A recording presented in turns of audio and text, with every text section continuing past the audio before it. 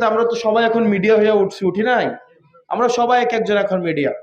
আমাদের জুলাইয়ের সময় পরিস্থিতি স্বাভাবিক হিসাবে দেখানো হয়েছে না, কিন্তু আমাদের এই মিডিয়া, মাইক্রো মিডিয়া, এটাকে বলা হয় আপনার সিভিল, এটাকে বলা হচ্ছে আপনার কি জানে সিটিজেন জার্নালিজম। কি বলে? সিটিজেন জার্নালিজম, অর্থাৎ নাগরিকরাই নিজেরা এখন কি হয়ে যাচ্ছে? মিডিয়া হয়ে গেছে। দেখবেন মানুষ আর মিডিয়ার খবর বিশ্বাস করে না। এই মিডিয়ার অনাস্থা, এটা মিডিয়ার দায়ভার।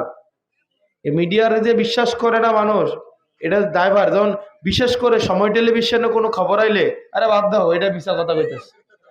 ডিবিসি দালাল একটা টিভি, ডিবিসি জুলাইয়ের সময় আমাদের যখন ডিজিএফআই ধরে নিয়ে যায়, ডিজিএফআই আমাদেরকে আমাদের সামনে বসাইয়া ডিবিসি রে ফোন দিলে নিউজ চেঞ্জ করে দিত, ৭১ রে ফোন দিলে নিউজ চেঞ্জ করে দিত, সময় টেলিভিশন রে ফোন দিলে নিউজ চেঞ্জ করে দিত আমাদের সামনে।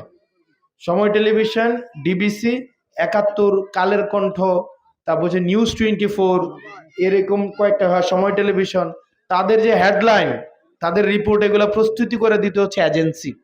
কে প্রস্তুতি করে দিত? এজেন্সি।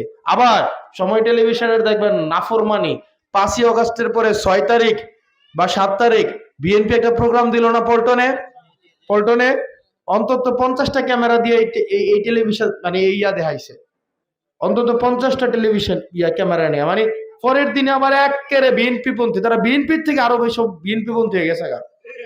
মানে যারা এত বছর ধরে বিএনপি জামাত করছে, তারাও এখন সময় টেলিভিশন, ডিবিসি, ৭১-এর কাছে লজ্জা পায় না?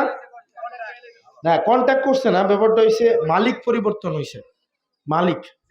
এই কারণে সাংবাদিকরা আমাদের কাছে এসে অভিযোগ করে, এই যে সাংবাদিকরা, ভাই নিউজটা পাঠাই হাউসে, নিউজটা প্রচার করে না, ভাই কি বলবো, প্রেসার দেয়, ভাই না এটা বলা যাবে না, হাউস থেকে না করছে।